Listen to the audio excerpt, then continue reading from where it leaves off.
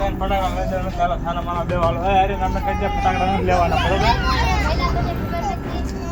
આપણા રાજુભાઈ ગરબડા અને કેટલા બધા ખેડૂતોને જેલમાં પૂર્યા છે અને આપણે ખેડૂતોના દીકરા કહેવાય એટલે આપણે ફટાકડા ન ફોડવા જોઈએ. ના ભલા મને નથી ખબર એટલે હવે હું ફટાકડા નહીં જ લઈશ અને મીઠાઈ નહીં લઉં અને આપણા રાજુ ગરબડા જેલમાં પૂર્યા છે એટલે આપણે ફટાકડા ન લેવાય એટલે હું ફટાકડા નહીં લઉં અને વેલા રાજુ ગરબડા અને આપણા ખેડૂતો તૂટી જાય ને વેલા એટલે હું એક માતાજીને એક દીવો કરીશ. हम तुम्हारे साथ हैं राजू भाई तुम आगे बढ़ो हम तुम्हारे साथ हैं राजू भाई आगे बढ़ती है हम तुम्हारे साथ हैं राजू भाई तुम आगे बढ़ो हम तुम्हारे साथ हैं राजू भाई तुम आगे बढ़ो हम तुम्हारे साथ हैं राजू भाई हम तुम्हारे साथ हैं ये क्या बोलो राजू भाई तुम आगे बढ़ो राजू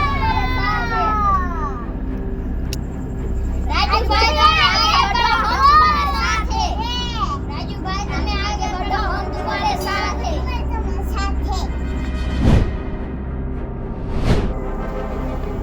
છોકરાઓ શું કરો છો તમે બધા બતાવો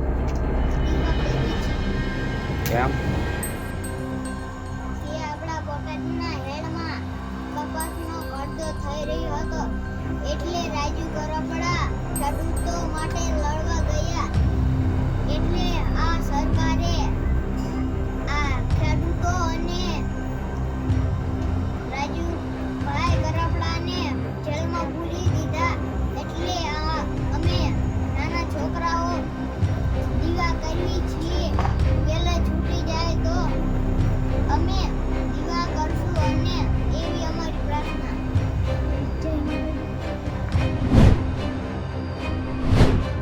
જય જવાન જય કિસાન. હું આપનો વિપુલ. આપણા એવા ખેડૂત નેતા રાજુભાઈ ગરબડા અને કરુણ રામ અને 85 લોકો ઉપર ખેડૂતો ઉપર ખોટી ફરિયાદ દાખલ કરીને જેલમાં નાખવામાં આવ્યા છે. તેના માટે આપણે દીવો પ્રગટાવીને જેમની દિવાળી ઉજવી. જય જવાન જય કિસાન. જય જવાન જય કિસાન. હું છું વિનુ જેજરિયા. રાજુ ગરબડા અને પરવીન રામ બંને એવા ખેડૂત નેતા છે અને ખેડૂતનું કામ બહુ કરી રહ્યા હતા, પણ 85 લોકોને પણ કેસ કરી ખોટો અને જેલમાં પૂરવામાં આવ્યા છે. પણ એની પાછળ આપણે એક દીવો કરી અને દિવાળી ઉજવીએ. જય જવાન જય કિસાન.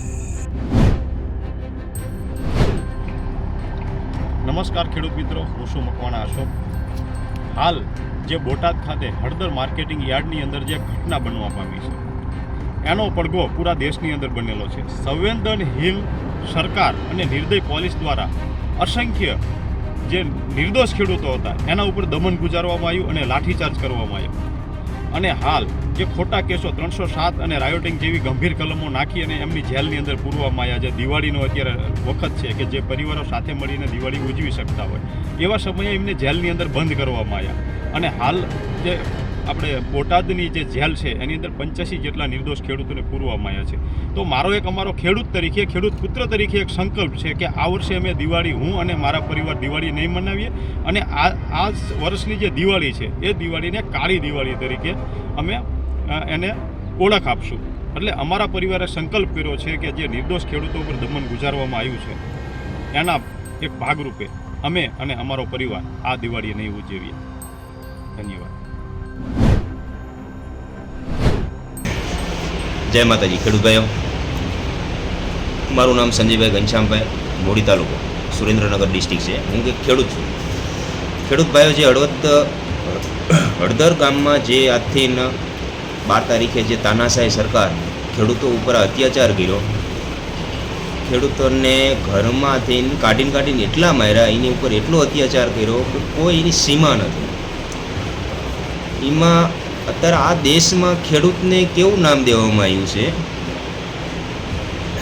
કે તમે એનું નામ તમે જોવો ને કે ખેડૂત આખા ભારતનો બાપ કહેવાય, પણ એનું અત્યારે કોઈ જ કાનૂન કે કોઈ આ તાનાશાહી સરકાર ખેડૂતનું કોઈ સાંભળવા તૈયાર નથી. અત્યારે જે અમારા ખેડૂત ભાઈઓ અત્યારે હળદર ગામની અંદર જે ખેડૂત ભાઈઓને મારવામાં આવ્યા છે એની ઉપર જે અમુક એવા કેસોની કલમ લગાવવામાં આવી છે 307 મર્ડર કેસની, વિચાર તો તમે કરો. જે આખા જગત તાજ કહેવાય અને આ બધાનું ભરણ પોષણ જો પૂરું પાડતા હોય અન્નનું, એની ઉપર જો મર્ડર લાગે એવા જો કલમો લગાડે, આમાં એમ કે અમે ખેડૂત કઈ રીતે આમાં ઓલું કરે. જે અમારા ખેડૂત ભાઈઓ અત્યારે જેલમાં છે, બોટાદની અને ભાવનગરની જેલમાં, એમના નાના નાના છોકરા જો દિવાળી ન કરી શકતા હોય એના મમ્મી એના પપ્પા જોડે, તો અમે અમારી દિવાળી કરવાની કોઈ અમારી જરૂર નથી. અમે ખેડૂત છીએ, ખેડૂતને ખંભો મિલાવીને ચાલશું. અમે કોઈ તહેવાર મનાવવાના નથી.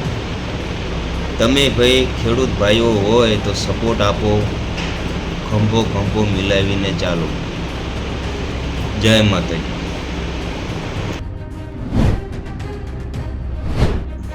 નમસ્કાર, હું ભીમાભાઈ માસિયા. જે હળદર ગામના જે ઘટના બની કે નિર્દોષ લોકોને મારવામાં આવ્યો છે, નિર્દોષ લોકો પર અત્યાચાર થયો છે, નિર્દોષ લોકોને જે જેલમાં પૂરવામાં આવ્યો છે, 85 લોકો ઉપર ખોટી એફઆઈઆર થઈ છે. એમાં રાજુભાઈ કપડા અને પ્રવીણ રામ જેવા ઉપર એફઆઈઆર થઈ છે.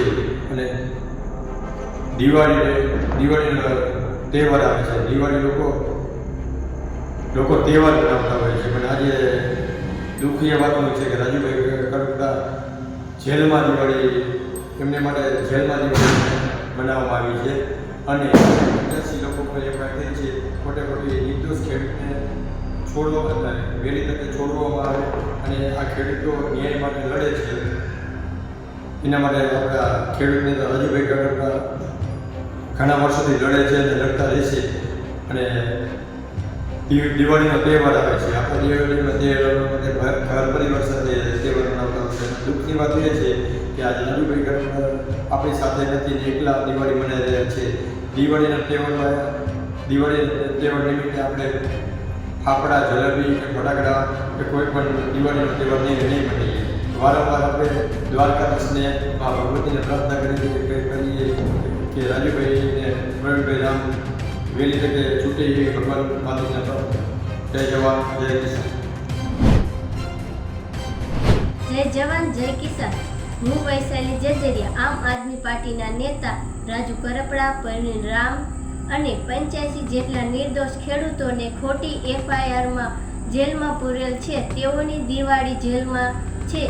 તેઓના સમર્થન માટે હું એક દીવો કરું છું. તો બધા ખેડૂતો મિત્રોને મારી એટલી અપીલ છે કે આ દિવાળીએ તમે એક દીવો વધારે કરીને આ નિર્દોષ ખેડૂતોને સપોર્ટ કરો.